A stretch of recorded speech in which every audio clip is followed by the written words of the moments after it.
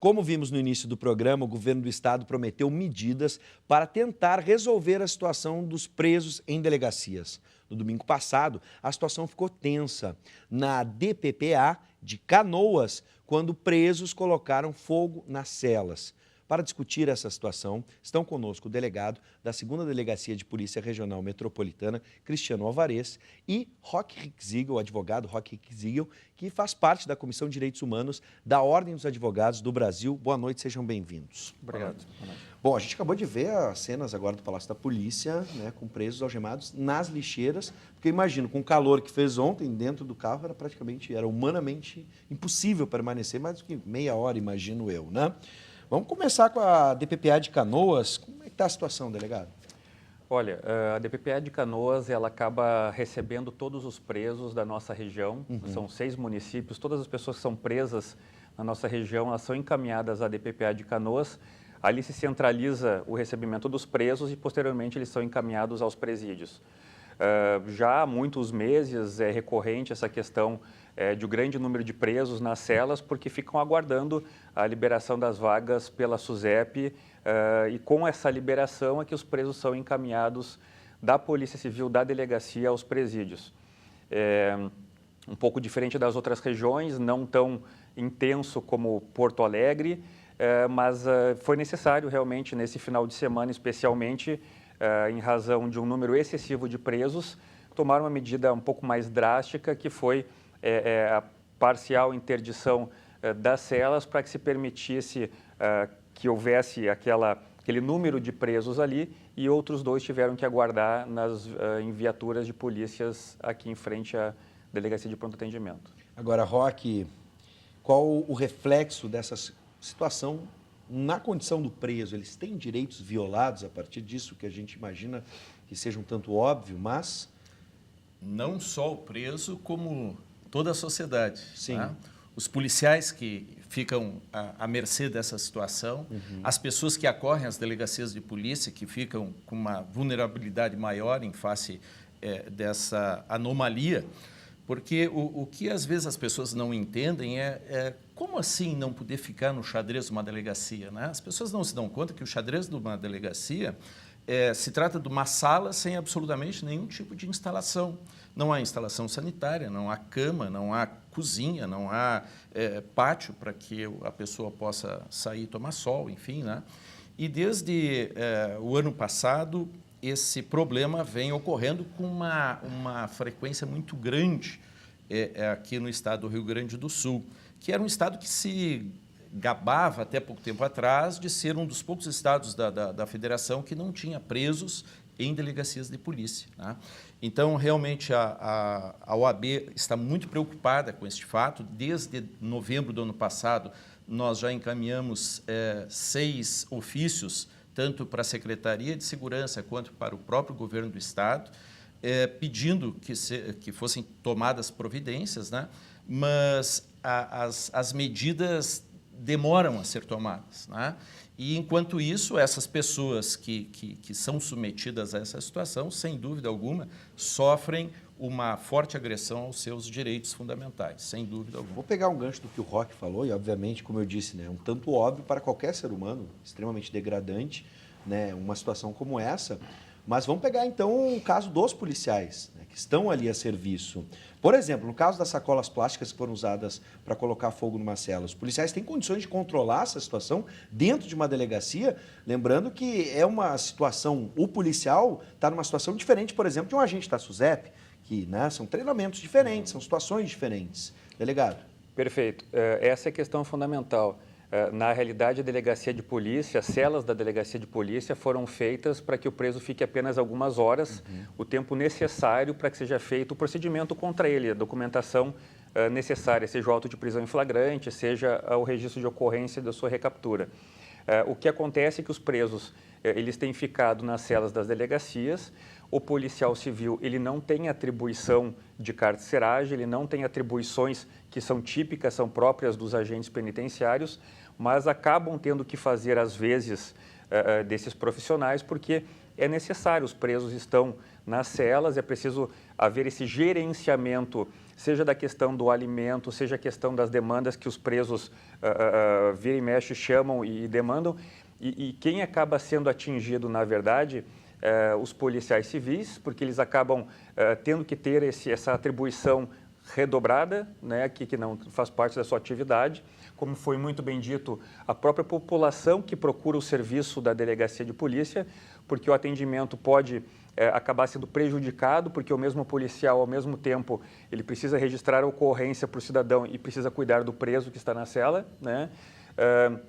O próprio ambiente ali não é propício, então, né, por essa estrutura, na verdade, que ela é improvisada para esse acolhimento dos presos, acaba permitindo, claro, o próprio contato do familiar com o preso, por ali pode acabar muito embora o nosso trabalho intenso de restrição, onde já foram localizados, né, celulares, objetos que eram tentados passar para presos, mas há essa possibilidade, sim, e clara, de se passarem objetos, inclusive ocasionando o que aconteceu nesse último domingo ali, aquele princípio de incêndio.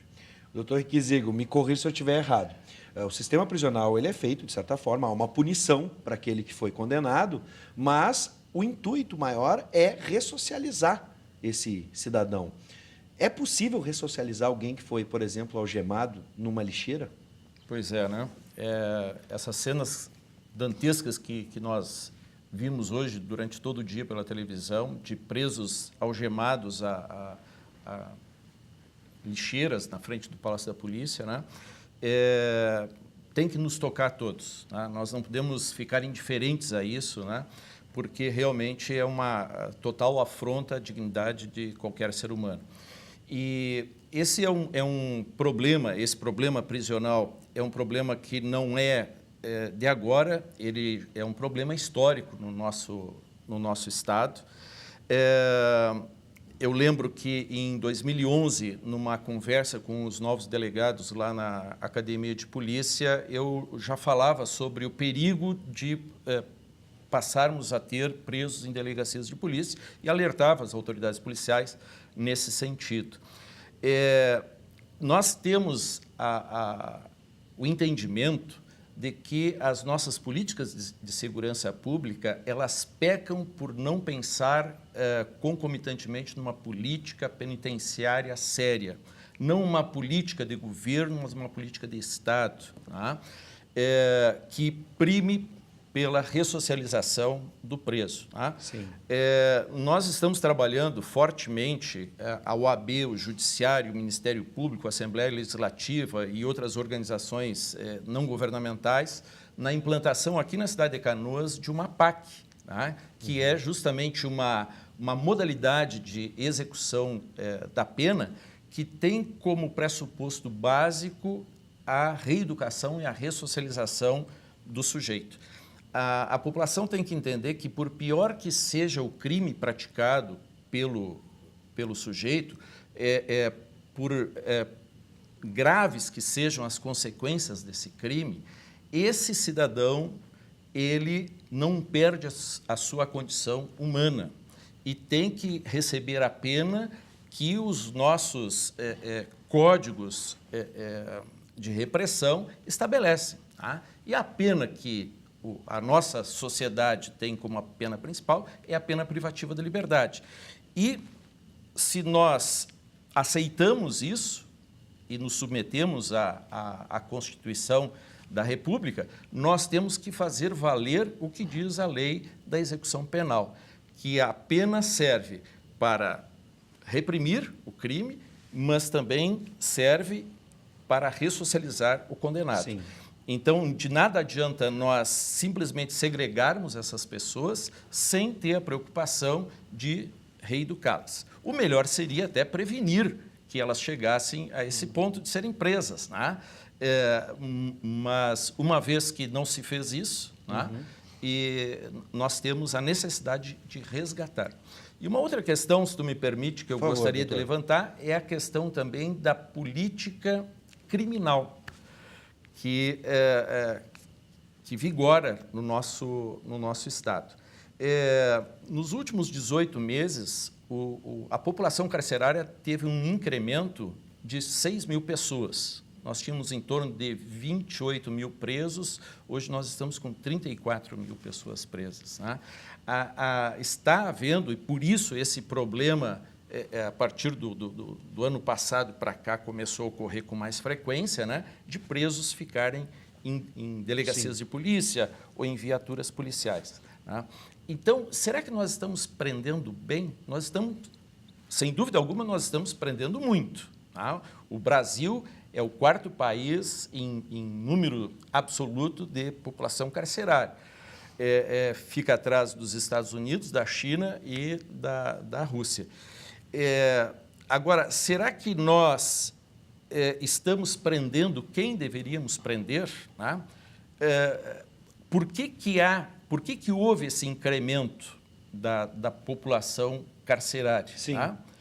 Eu acho que isso é uma questão que a sociedade tem que discutir. Eu quero ir para a tela porque eu tinha receio a respeito da pergunta que fiz agora, né, e continuo tendo, na medida de fazer quando fiz essa questão, ou faço essas questões, porque parece que a gente está sendo emotivo, parece que a gente está sendo mole, vou usar essa expressão. E o Guilherme de Guaíba nos traz essa reflexão na medida que ele diz o seguinte: eu gostaria de saber se pelo fato do cidadão estar preso, se ele já não veio a violar outros direitos sociais, então por que não puni-lo por isso? Há punição direta pelo fato de queimar a cela, neste caso concreto da polícia, dessa notícia?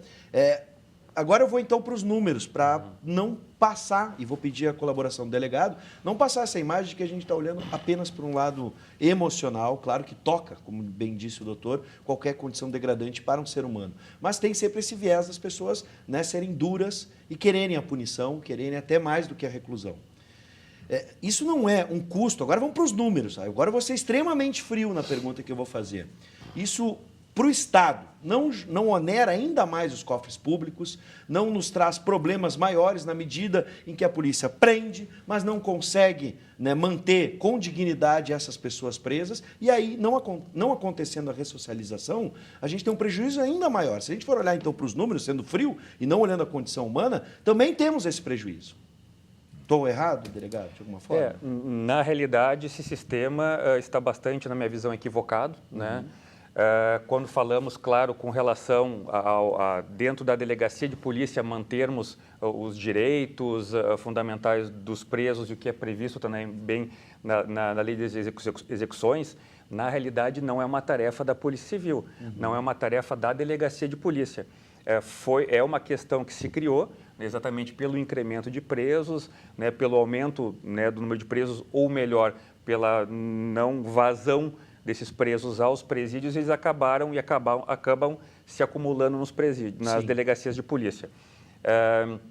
O que acontece é que, claro, o cidadão praticou o seu crime, independente do crime praticado, ele vai ser preso, né? Havendo seu mandado de prisão, ele vai ser preso, as polícias devem prender.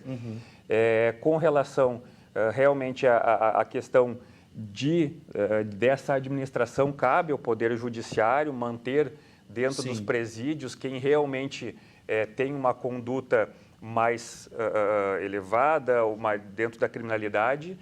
A realidade é que acredito que com essa visão, a superlotação, presos também com crimes menos graves estão sendo liberados para que outros mais graves possam entrar. Né? Então, assim, é todo um sistema que precisa de uma solução. Vimos no dia de hoje que talvez tenhamos aí uma solução, espero que satisfatória, onde os presos sejam colocados em centros de triagem, em cumprimento à determinação judicial, para que cesse essa situação que vem acontecendo. Eu vou dar um exemplo prático de um prejuízo para o Estado, ou até mesmo na atividade. Pode me corrigir se eu estiver errado, mas os brigadianos, muitos deles não estavam no plantão, no caso das viaturas na frente do Palácio da Polícia, não estavam na rua, no policiamento ostensivo, porque tinham que ficar guardando, né, como se fossem agentes, aqueles presos que estavam na viatura. Isso não atrapalha o trabalho de vocês na delegacia? No trabalho que você tem que fazer o primeiro, por exemplo, que é o policiamento? Exatamente. Com relação, né, investigação no caso, exato, né, falando claro. pela Polícia Civil, obviamente o que acaba atrapalhando e prejudicando, é isso, é no dia a dia, o atendimento ao público. Policiais às vezes deixam de investigar para fazer... A questão da investigação ela acontece, mas muitas vezes há prejuízo, especialmente no atendimento. Temos diversos setores, né, nas delegacias de polícia, mas especialmente o atendimento fica bastante prejudicado por essa dupla função do próprio atendimento em si e também a questão da custódia dos presos. A gente está chegando aos finalmente, então vamos para umas rápidas análises. Por exemplo, nessas medidas anunciadas pelo secretário de Segurança Pública, César Schimmer. A tua opinião a respeito, doutor? Bom, das graves preocupações que nós temos é que foi anunciado que esses centros de triagem serão colocados a partir de containers.